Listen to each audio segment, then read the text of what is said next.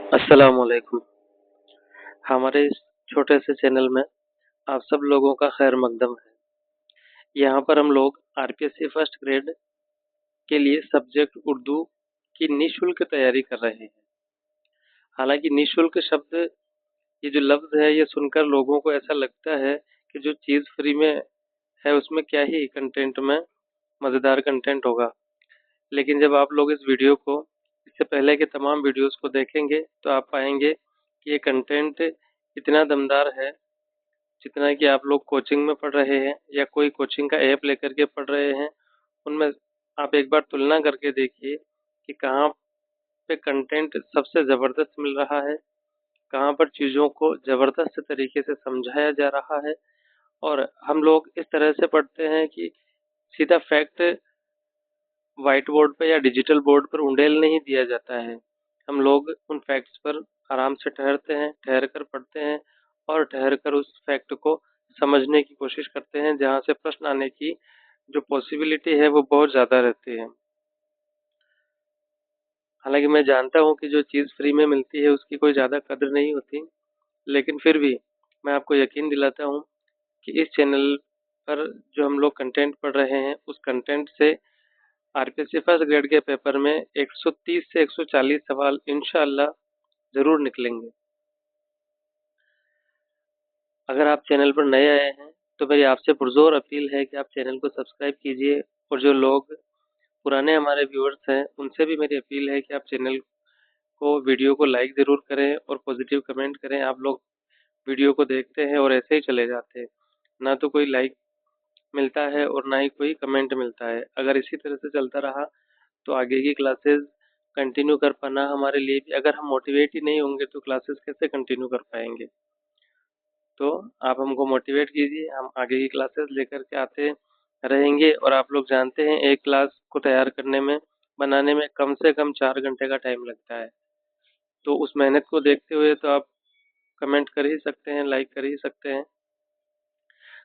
चलिए कोई बात नहीं है, जैसा आपको ठीक लगे। आज की हमारी क्लास का टॉपिक होने वाला है इंशाइया यारबाश, जिसके खालिक हैं मिर्ज़ा फ़रतुल्लाह बेग। इसके खालिक कौन है? मिर्ज़ा फ़रतुल्लाह बेग। इंशाइया कुछ इस तरह से है कि इंशाइया यारबाश एक तंज़िया व मज़ाहिया मज़मून है। हालांकि सिंध तो कौन सी है? इंशाइया। और ये मज़मून किस तरह का है? तंज़िया व मज़ाहिया। इस तरह के फैक्ट्स या इस तरह के सवालात परीक्षाओं में पूछे जाते हैं। हमको खास तौर से इन पर ध्यान देना है कि ये एक तंज़िया और मज़ाहिया मज़मून है। इसके अलावा इसकी सिंफ है इंशाइया, जिसके मुसन्निफ हैं मिर्ज़ा फ़रतुल्लाह बेग। इसके मुसन्निफ कौन है? मिर्ज़ा फ़रतुल्लाह बेग। यारबाश मुज़ामिन फ़रहत के 7वें हिस्से से माखूज है। यारबाश कहाँ से माखूज है?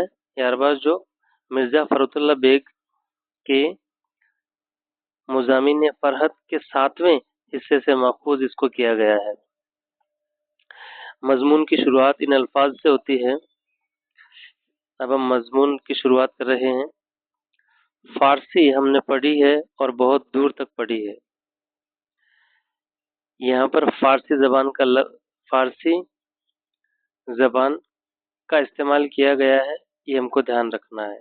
कौन सी ज़बान का जिक्र आया है इस इंशाइया में? तो फ़ारसी ज़बान का जिक्र इसकी शुरुआत में ही आ गया है कि फ़ारसी हमने पढ़ी है और बहुत दूर तक पढ़ी है। मगर यारबाश की तरकीब अब तक हमारी समझ में नहीं आई। कौन सी तरकीब? लफ्ज़ यारबाश की तरकीब अब तक हमारे समझ में नहीं आई कि यारबाश जो लफ्ज़ है उसका असल मानी क्या है, या यारबाश की तारीफ किन अल्फाज में की जा सकती है, ये अब तक हमारे समझ में नहीं आया है। एक और लफ्ज़ यहाँ आया है सगबाश। सगबाश तो एक ज़रबुल मिसल है। सगबाश क्या है? एक मिसाल के तौर पर इसको काम में लिया जाता है, में मशहूर है। चुनांचे कहते हैं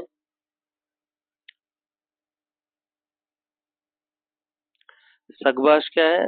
सगबाश एक ज़रबुल मिसल है, इसलिए कहते हैं सगबाश बिरादर खुद मुबाश।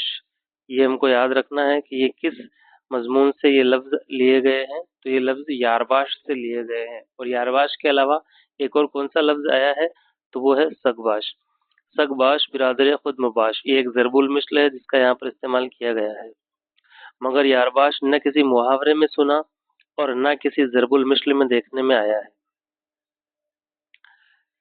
यहाँ से हम आगे बढ़ते हैं और देखेंगे कि ये लफ्ज़ इंशा या यारबाश में की शुरुआत में जो यारबाश लफ्ज़ है उसकी तारीफ या उसके मानी ढूंढने की कोशिश की गई है। इसलिए 1 से 2 पैराग्राफ हमको इसकी तारीफ और इसके मानी में लगेंगे, कुछ जानने में लगेंगे। इसलिए आप सब्र बना करके रखें। इंशा या यारबाश से मुतालिक जो कुछ एग्जाम्पल्स हैं वो आगे आने वाले हैं। ये लफ्ज़ ऐसा गहरा है कि इसके मानी न यार के हैं, न दोस्त के हैं और न साहब के हैं। मैंने तो ये लफ्ज़ ऐसे लोगों के लिए इस्तेमाल होते देखा है, यानी मुसन्निफ कह रहा है कि ये लफ्ज़ मैंने ऐसे लोगों के लिए इस्तेमाल होते देखा है जिनकी सोहबत में वक्त आसानी से कट जाए। तो इसकी तारीफ में मुसन्निफ ने क्या कहा है कि यारबाश लफ्ज़ की तारीफ ये हो सकती है कि जिनकी सोहबत में वक्त जो है आसानी से कट जाए, क्योंकि इस लफ्ज़ के मानी न तो यार के हैं, न ही दोस्त के हैं और न ही साहब के हैं। तो इसकी तारीफ क्या हो सकती है कि जिसकी सोहबत में वक्त आसानी से कट जाए, जो फब्तियों, जिला, जुगत और बेहुदा मजाक से महफिल को गरमा दे। यारबाश कैसा हो सकता है? जो फब्तियों, जिला, जुगत और अपनी बेहुदा मजाक से महफिल को गरमा दे, यानी लोगों को हंसने हंसाने गुदगुदाने पर मजबूर करे। वो क्या हो सकता है? वो यारबाश की सही तारीफ हो सकती है। जो हरफन मौला हो, जिसके साथ कुछ तल्ख घंटे आराम से गुजर जाए, यानी अगर कोई व्यक्ति, कोई आदमी दिन भर के काम से थका हुआ है और ऐसी महफिल में बैठे जहाँ पर कोई एक यारबाश जैसा आदमी हो, तो उसकी सोहबत में दिन के कुछ तल्ख घंटे, सख्त घंटे आसानी से गुजर जाएं और उस लम्हे का पता न चले।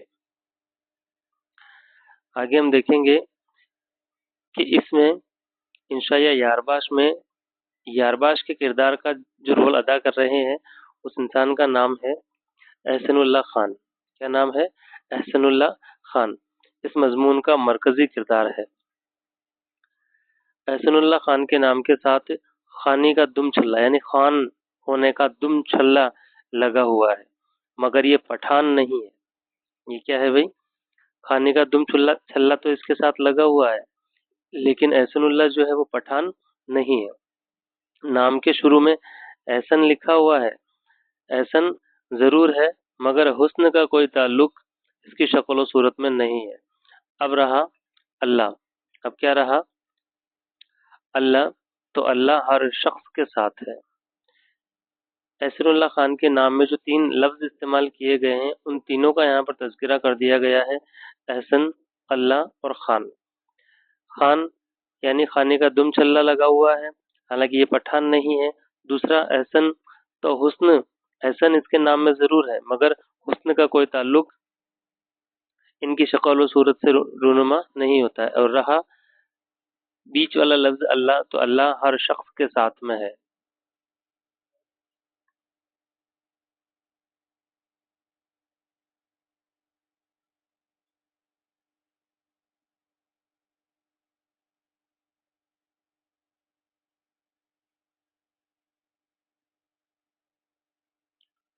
यहाँ से हम इंशाया को आगे बढ़ाते हैं। अब हम देखेंगे कि इस इंशाया में यारबाश के किरदार में जो इंसान है एहसनुल्लाह खान, उसके किरदार की जो खूबियां हैं, पहले उन खूबियों से मुसन्निफ हमको रूबरू करवाने वाले हैं और उसके बाद इस इंशाया को आगे बढ़ाया जाएगा। एहसन 40 से गुजर चुका है, यानी एहसन की उम्र कितनी हो चुकी है?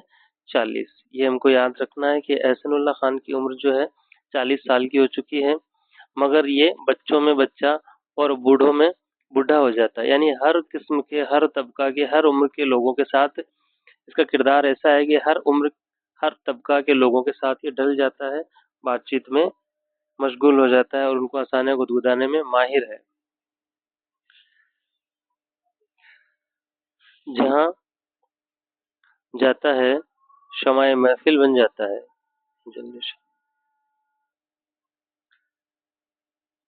तो यहाँ पर हमने एहसन की कुछ खूबियाँ देखी है कि किरदार की। एक तो ये इसकी उम्र जो है वो 40 की हो गई है। दूसरा ये बच्चों में बच्चा, बूढ़ों में बूढ़ा हो जाता है और जहाँ पर भी जाता है शमाए महफिल हो जाता है। ये शायर तो नहीं है मगर शेरबंद जरूर है। ये क्या है? शायर तो नहीं है मगर शेरबंद जरूर है। शेरबंद की तरकीब दरअसल कुछ भी नहीं है। शेरबंद कोई लफ्ज नहीं है या किसी किरदार पर नहीं कहा गया है।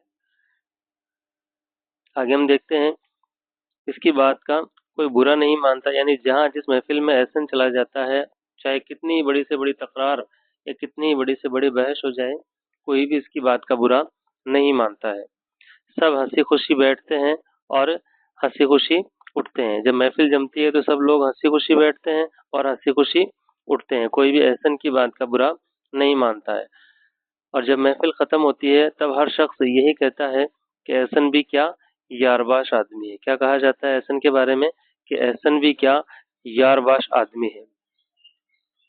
ये किसी दूसरे पर कभी हमला नहीं करते, यानी किसी दूसरे व्यक्ति को मजाक का मरकज नहीं बनाते हैं, बल्कि गुफ्तगू का मरकज खुद अपने आप को बना लेते हैं। किसी और पर हमला नहीं करते, गुफ्तगू का मरकज पूरी गुफ्तगू को, पूरी बहस को, महफिल को अपनी तरफ मोड़ लेते हैं और खुद को उस पूरी महफिल का, उस पूरी बहस का मरकज बना लेते हैं।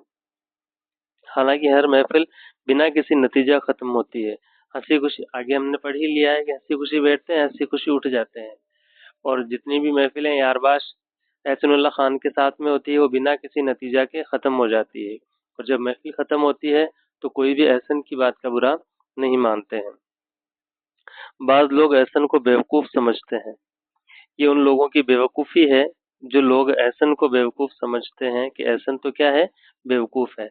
आगे हम देखेंगे मगर वो खुद बेवकूफ बनकर दूसरों को, यानी सबको बेवकूफ बनाता है। एहसन क्या है?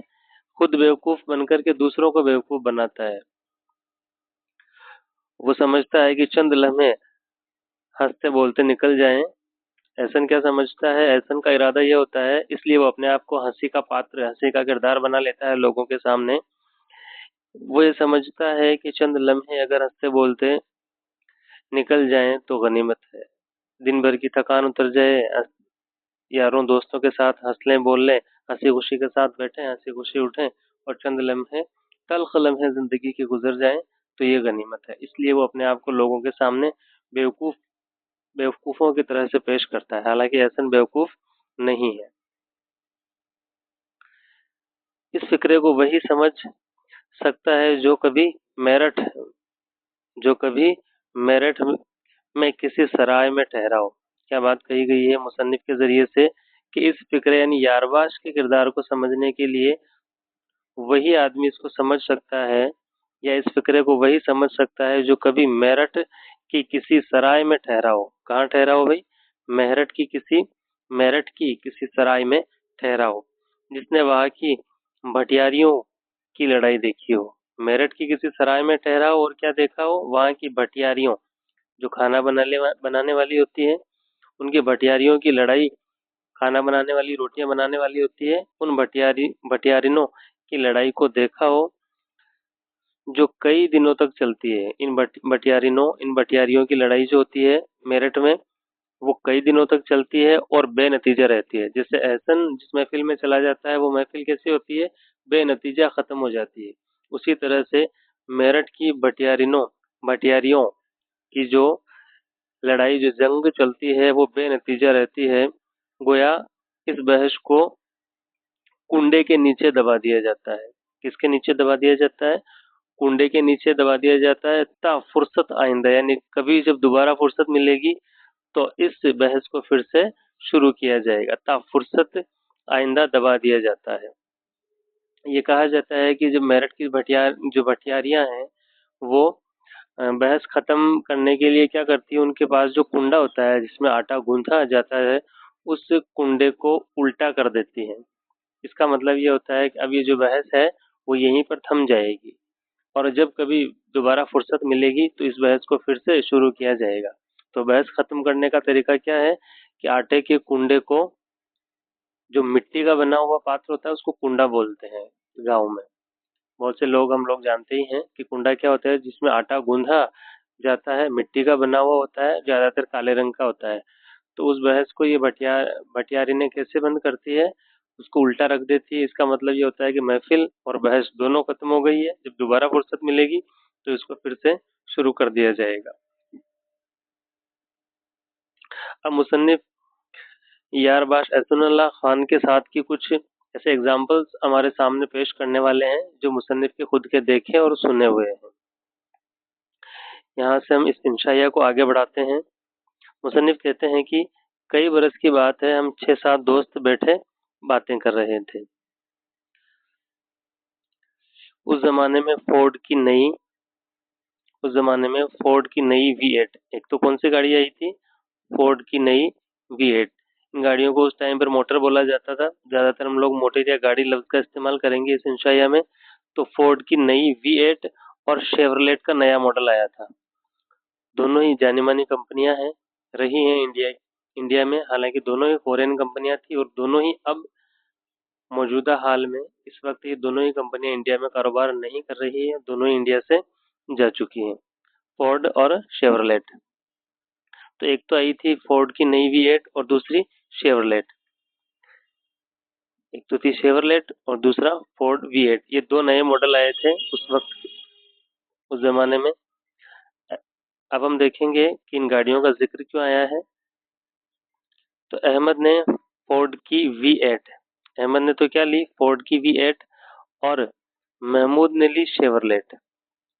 ये हमको खास तौर से एग्जाम के पॉइंट ऑफ व्यू से याद रखना है कि अहमद ने तो कौन सी गाड़ी ली, फोर्ड की V8, और महमूद ने कौन सी ली, तो महमूद ने शेवरलेट गाड़ी ली थी, खरीदी। दोनों ही अपनी अपनी गाड़ी को बेहतर बता रहे थे और दूसरे की गाड़ी को खराब, यानी अपनी चीज को अच्छा और दूसरे की चीज को खराब बता रहे थे, उसमें खामियां ढूंढ रहे थे, बता रहे थे। इसी तरह से महफिल चल रही थी।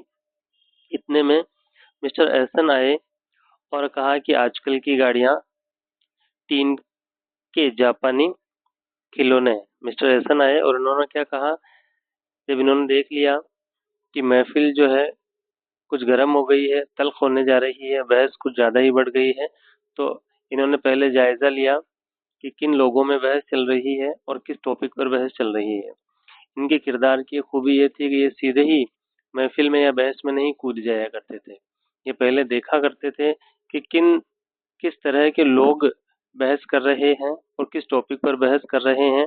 फिर ये उस बहस में कूद पड़ते थे और जिस टॉपिक पर बहस चल रही होती थी वो टॉपिक तो कहीं और रह जाता था, वो लोग तो कहीं और रह जाते थे, और सारी बहस का जो मरकज होता है वो एहसनुल्लाह खान यानी कि यारबाश एहसनुल्लाह खान उस पूरी ही बहस का मरकज बन जाया करते थे। तो इन्होंने क्या कहा आते ही कि आजकल की जो गाड़ियां हैं, यानी शेवरलेट और फोर्ड, इन दोनों गाड़ियों के लिए बोला कि टीन के जापानी खिलौने हैं। ये क्या हैं, टीन के जापानी खिलौने। हमको ये एग्जाम के हिसाब से भी याद रखना है, यहाँ से सवाल पूछा जा सकता है कि एहसन ने फोर्ड की V8 और शेवरलेट गाड़ियों को क्या तशबीह दी, टीन के जापानी खिलौने की तशबीह दी थी। यहाँ से हम आगे बढ़ते हैं और देखेंगे कि एहसन ने कहा हमेशा अच्छी चीजों का मुकाबला किया जाता है। एहसन ने कहा कि भाई जिन गाड़ियों के लिए तुम तकरार और बहस कर रहे हो वो अच्छी नहीं है, और बहस किन चीज़ों की जाती है और या मुकाबला किन चीज़ों में किया जाता है, अच्छी चीज़ों में किया जाता है। मुकाबला हमेशा अच्छी चीज़ों में किया जाता है। जैसे मेरी विल्कन मोटर। जैसे ही एहसन ने अपनी विल्कन मोटर का नाम लिया, पूरी महफिल में गुदगुदाहट और ठहाके और हंसी के जोरदार फुहारे छूट गए कि एहसन ने ये क्या नाम ले लिया है। क्योंकि एहसन की जो विल्कन मोटर है वो बेहद ज्यादा पुरानी थी, बेहद खटारा टाइप की गाड़ी थी जिसकी वो तारीफ कर रहे थे। और किन गाड़ियों से मुकाबला करवा रहे थे, उस दौर की यानी नए जमाने की शेवरलेट और फोर्ड की V8 के साथ मुकाबला करवा रहे थे। इस वजह से लोगों की एकदम से हंसी हंसी छूट गई, हंसी के फुहारे छूट गए, लोग गुदगुदाने लगे, और सारी जो महफिल तल्ख और गर्म हो गई थी वो सारी महफिल एकदम से शांत हो गई, एकदम से रिलैक्स हो गई, और सभी लोगों का मूड अच्छा हो गया। ये पेट्रोल से चलती थी इसलिए मोटर कहलाती थी। यहाँ पर एक तंज कसा गया है कि एहसन की जो विल्कन मोटर है वो किससे चलती थी? पेट्रोल से चलती थी, इसलिए इसको मोटर कहा जा रहा है, वरना इसको खटारा या किसी और नाम से भी पुकारा जा सकता था। एसन की जो मोटर है उसकी पैदाइश यानी ये कब वजूद में आई, कब बनी? ये 1903 में बनी थी। और जबकि ये दूसरी गाड़ियां शेवरलेट और फोर्ड की V8 इनका सने वजूद क्या है? 1938 में ये बात चल रही है। ये 1938 के मॉडल हैं, जबकि एसन की गाड़ी का मॉडल कौन सा है? 1903। और नई गाड़ियों का सने पैदाइश था 1938। एसन की गाड़ी का मॉडल था 1903 और नई गाड़ियों का मॉडल था 1938। ये हमको याद रखना है। यहाँ से हम क्लास को आगे बढ़ाते हैं। मजमून के मुताबिक एसन की मोटर बुलंदी के हिसाब से ऊंट गाड़ी, यानी क्या क्या तशबीह एसन की मोटर, विल्कन मोटर को क्या क्या तशबीह दी जा रही है? तो एसन की विल्कन मोटर को जो तशबीह दी जा रही है वो इस तरह से है कि एसन की जो विल्कन मोटर है वो बुलंदी के लिहाज से तो ऊंट गाड़ी, साख्त के लिहाज से बग्गी, चाल के लिहाज से छकड़ा और आवाज के एतबार से चरखे की तशबीह दी गई थी, किसी मालूम होती थी। गाड़ी की आवाज 1 किलोमीटर दूर से सुनाई देती थी, यानी बहुत ज्यादा आवाज और शोरगुल मचाने वाली गाड़ी थी कि 1 किलोमीटर दूर से ही लोग इसकी गाड़ी की आवाज को सुन लेते थे और साइड में हो जाया करते थे। आवाज को सुनते ही लोग इधर उधर भागने लगते और साइडों में हो जाते और एसन की गाड़ी आराम से रोड पर से निकल जाती थी। जो तशबीह दी गई है उसको एक बार फिर से देख लेते हैं। ऊंट गाड़ी, बग्घी, छकड़ा और चरखा, ये तशबीह दी गई है और आवाज से मुतालिक कहा गया है कि 1 किलोमीटर दूर से ही इसकी गाड़ी की आवाज सुनाई देती थी। इसकी आवाज सुनकर लोग एक तरफ हट जाते थे। अब हम देखेंगे एहसन के एक दोस्त थे जिनका नाम है नासिर। दोस्त का नाम क्या है? नासिर। उन्होंने कहा आपकी मोटर अदम से वजूद में कब आई, यानी आपकी मोटर का जो मैन्युफैक्चरिंग ईयर है, बनने का जो साल है वो कब है? तो एहसन ने बताया, एहसन ने जवाब दिया कि 1903। ये जो मॉडल है ये 1903 में है, 1903 की इसकी मैन्युफैक्चरिंग है। इस पर नासिर ने वापस कहा कि ये मिर्जा सौदा के जमाने से वजूद में आई है। नासिर ने क्या कहा कि नहीं, ये 1903 नहीं है, ये तो मिर्जा सौदा के जमाने से वजूद में आई है। और मिर्जा सौदा का एक शेर भी यहाँ पर पढ़ा गया। इस शेर कुछ इस तरह से है, लेकिन मुझे जरूर तवारीख याद है, शैतान इसी पे निकला था जन्नत से हो सवार। क्या कहा गया है? लेकिन मुझे जरूर तवारीख याद है, शैतान इसी पे निकला था जन्नत से हो सवार। इस तरह से एहसन की गाड़ी का मजाक उड़ाया गया था। किसके जरिए से? नासिर के जरिए से इसकी गाड़ी का मजाक उड़ाया गया था। हालांकि हम जानते हैं एहसनुल्लाह खान का किरदार ऐसा था कि वो अपनी हर खामी को खूबी में बदल दिया करते थे। उन्होंने कहा कि चलिए आप ये कह रहे हैं कि शैतान इसी से निकला था जन्नत में हो सवार, तो इसका मतलब अब ये हो जाएगा कि ये गाड़ी दुनिया की नहीं बल्कि कहाँ की है? जन्नत की गाड़ी है। चाहे इस पे शैतान बैठा हो चाहे फरिश्ता बैठा हो, चाहे शैतान बैठा हो चाहे फरिश्ता बैठा हो, लेकिन ये गाड़ी कहाँ की है? जन्नत से सीधी आई है। इसलिए ये जन्नत की गाड़ी है और फरिश्तों ने इसका निर्माण किया है, इसको बनाया है। तो इस तरह से नासिर की इस बात का वो ये काटते हैं, उस पर कटाक्ष करते हैं। अगली बात जो कही है वो खालिद ने कही है, ये भी उस महफिल में मौजूद थे। उन्होंने कहा, खालिद ने अब इस सिलसिला गुफ्तगू को लिया और कहा, हजरत ये मोटर उस जमाने की है जब मैं और आप पैदा भी नहीं हुए थे। इस तरह से एहसनुल्लाह खान के दोस्तों ने जो महफिल में मौजूद थे, सबने अपनी अपनी राय एहसन की व्हीकल मोटर के लिए रखी थी और उन सभी राय को उन सभी के द्वारा के जरिए बताई गई खामियों को एहसन ने खूबियों में बदल दिया था। और लोग इसके मुंह से निकली हुई खूबी को सुनकर के जोर जोर से ठहाके लगाते, हंसते और अपने गमों को भूल जाया करते थे। अगली जो बात है वो एहसन के दोस्त अहमद ने कही है।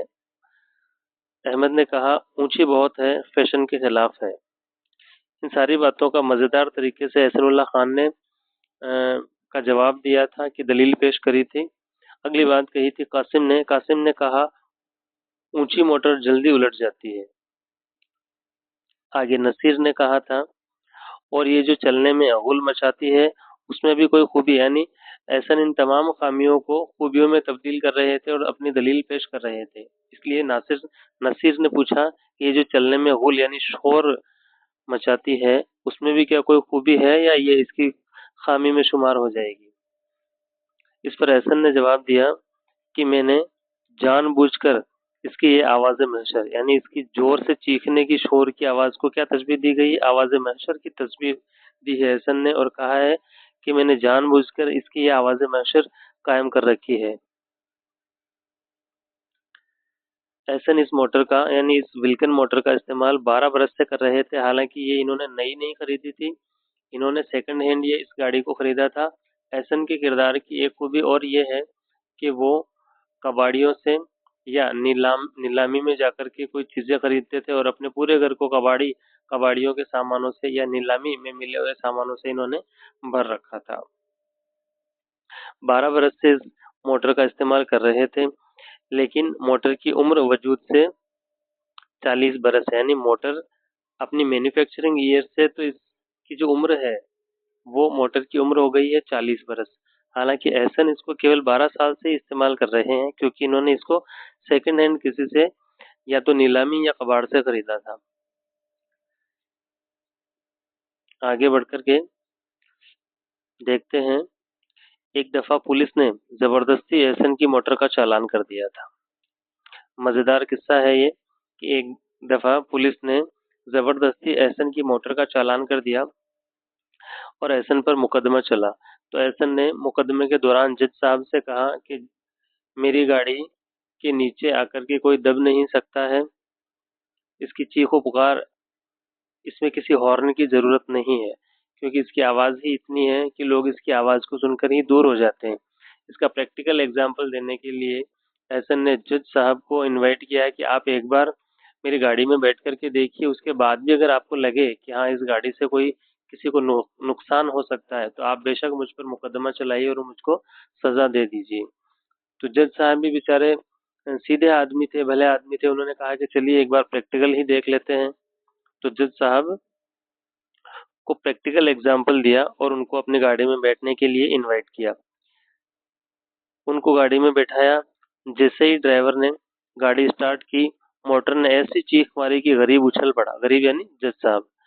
जैसे ही गाड़ी स्टार्ट हुई, ड्राइवर ने जैसे ही गाड़ी को स्टार्ट किया, तो जज साहब जिनको गरीब कहा गया कि गरीब एकदम से उछल पड़ा कि ये क्या चीज स्टार्ट हुई, इतना ज्यादा शोरगुल मचा रही है। कहने लगा इंजन फट जाएगा। जैसे गाड़ी स्टार्ट हुई तो जज साहब कहने लगे कि इंजन क्या हो जाएगा, इतनी जोरदार आवाज से इंजन फट जाएगा। तो हसन ने कहा, मैंने कहा 40 बरस में नहीं फटा तो अब क्या फटेगा, यानी गाड़ी की उम्र कितनी हो गई थी, 40 बरस हो गई थी कि 40 बरस में जब इसका इंजन फटा नहीं विल्किन मोटर का, तो अब क्या फटेगा। इसके बाद थोड़ी दूर जाने के बाद जज साहब ने कहा, जैसे वो थोड़ी दूर गए तो क्योंकि उसकी गाड़ी में जो भी इंसान बैठता उसकी हालत खराब हो जाती थी, एक तो बहुत ज्यादा शोरगुल मचाती थी, उसके अलावा गड्ढे ब्रेकर में इस तरह से उछला करती थी कि पेट का खाना पीना सारा हजम हो जाया करता था। इसलिए थोड़ी ही दूर जाने के बाद जज साहब ने कहा, वेल हम समझ गया। क्या बोला जज साहब ने कि वेल हम समझ गया, मोटर वापस ले चलो, और मुकदमा खारिज हुआ। इसके बाद जैसे ही जज साहब वापस कोर्ट रूम में पहुंचे तो उन्होंने कहा कि भाई इस गाड़ी की आवाज सुनकर किसी को कोई नुकसान नहीं हो सकता, कि इसकी आवाज ही इतनी है कि लोग 1 किलोमीटर दूर तक आवाज सुनते हैं और आवाज सुन करके दूर हट जाते हैं, इसलिए इस गाड़ी से किसी का एक्सीडेंट या नुकसान नहीं हो सकता, और जज साहब ने उस मुकदमे को खारिज कर दिया।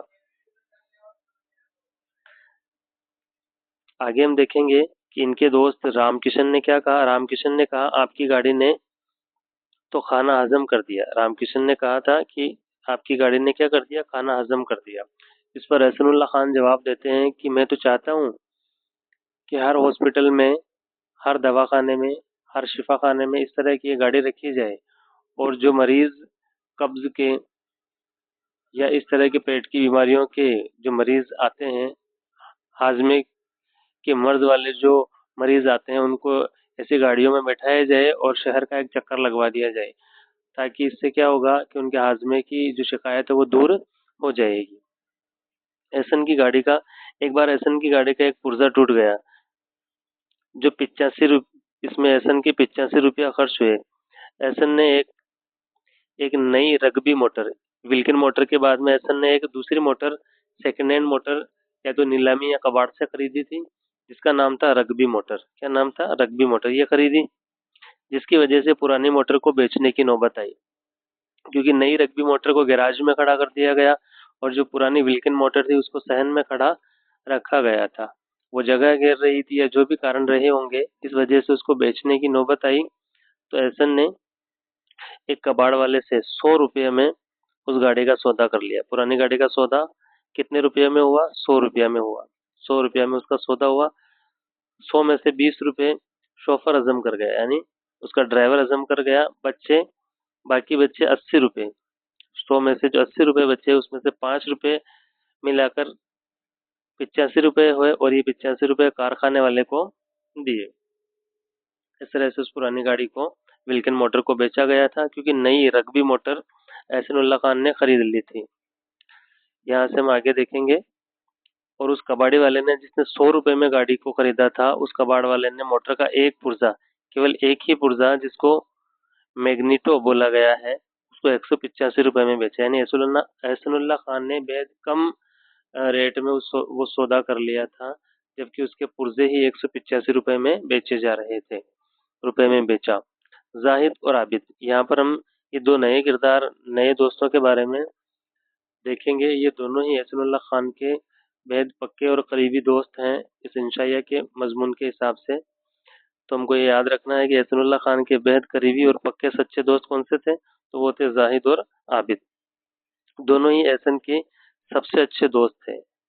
दोनों ही एहसन के सबसे अच्छे दोस्त थे, जो एहसन की तीसरी मोटर यानी रग्बी मोटर के पीछे पड़े हुए थे, इसमें खामियां ढूंढ रहे थे और एहसन को छेड़ रहे थे। एक दफा मुसन्निफ अपने दोस्त, ये तो बात हुई एहसन की गाड़ियों की। अब अगला किस्सा जो आ रहा है वो एक छोटे बच्चे से मुतालिक है। एक दफा मुसन्निफ अपने दोस्त जुल्फिकार के घर पहुंचे। दोस्त का नाम क्या है? जुल्फिकार।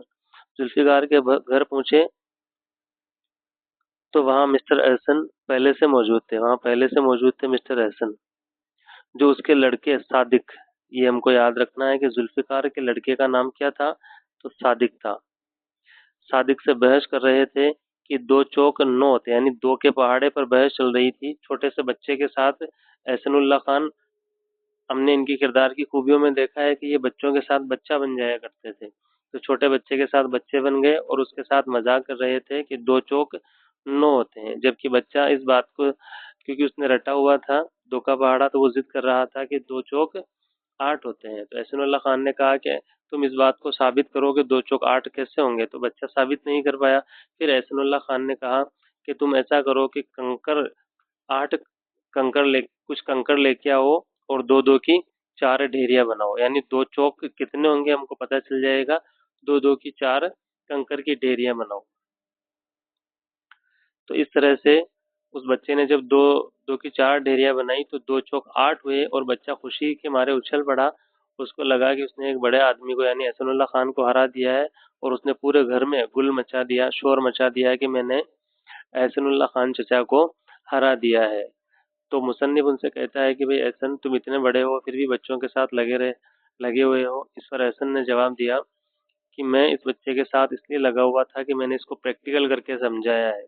अब अपनी जिंदगी में ये दोबारा पहाड़ों में कभी नहीं अटकेगा। जैसे ही अटकेगा वो इस तरह का प्रैक्टिकल करके देख लेगा और उसको अपना जो सवाल है उसका जवाब मिल जाएगा। सादिक ने दो कंकरियों को 4 अलग अलग रख कर दो चौक 8 को समझाया। सादिक ने कैसे समझाया? दो दो दो करके 4 जगह कंकरियों का ढेर किया और उनको दो चौक 8 करके समझाया।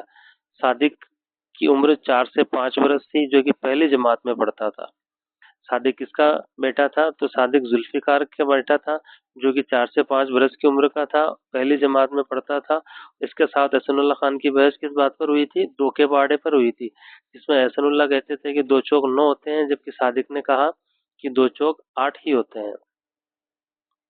आगे हम देखेंगे एहसन को दोस्त जाहिद के गम की दवा, इस इंशाइया में एहसन को उसके दोस्त जाहिद के गम की दवा बताया गया है और जाहिद के किरदार की भी कुछ खूबियाँ बताई गई है कि जाहिद जो है जल्दी ही किसी खबर से मुतासिर हो जाया करते थे। अगर खबर उनकी तबीयत के मुवाफिक है तो वो खुश हो जाया करते थे और अगर खबर जाहिद की तबीयत के मुताबिक नहीं है तो वो बेहद ज़्यादा फिक्रमंद हो जाया करते थे, टेंशन ले लिया करते थे।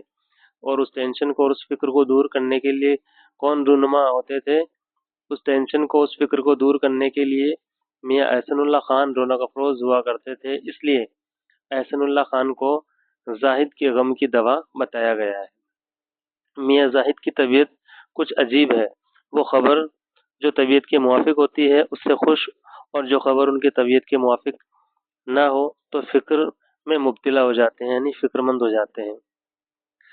इसी के साथ आज का हमारा जो टॉपिक था इंशाइया यारवाश, इसका हमने खुलासा शॉर्ट में देख लिया है। मुझे उम्मीद है कि आपको ये खुलासा बेहद आसान लफ्ज़ों में मैंने जो समझाने की कोशिश की है, जो मैसेज आप तक पहुंचाने की कोशिश की है, मैं उसमें कामयाब रहा हूँगा। तो अब मेरी आपसे पुरजोर गुजारिश है कि आपको ये क्लास कैसी लगी आप ज़रूर कमेंट कीजिए। अच्छी लगी तो भी कमेंट कीजिए, बुरी लगी तो भी नेगेटिव कमेंट कीजिए, लेकिन कमेंट ज़रूर कीजिए ताकि आपके ही भाई बहन जो इस क्लास को देखेंगे वो समझेंगे कि क्लास का मेयार क्या है, किस तरह का कंटेंट इस्तेमाल किया जा रहा है। चैनल को आगे बढ़ने के लिए आप लोगों के सपोर्ट, आप लोगों की मोहब्बत की बेहद ज़्यादा ज़रूरत है। आपका सपोर्ट और आपकी मोहब्बत ही इस चैनल को और नए कंटेंट लाने के लिए हम लोगों इस चैनल को भी आगे बढ़ाएगी। आपकी मोहब्बत और आप ही की मोहब्बत नए कंटेंट लाने के लिए ही हमको मोटिवेट करेगी। मिलते हैं एक और नए टॉपिक के साथ अगली क्लास में इंशाअल्लाह। तब तक के लिए मैं आपका दोस्त आपकी सेहतमंदी की दुआ करता हूँ। अस्सलाम वालेकुम।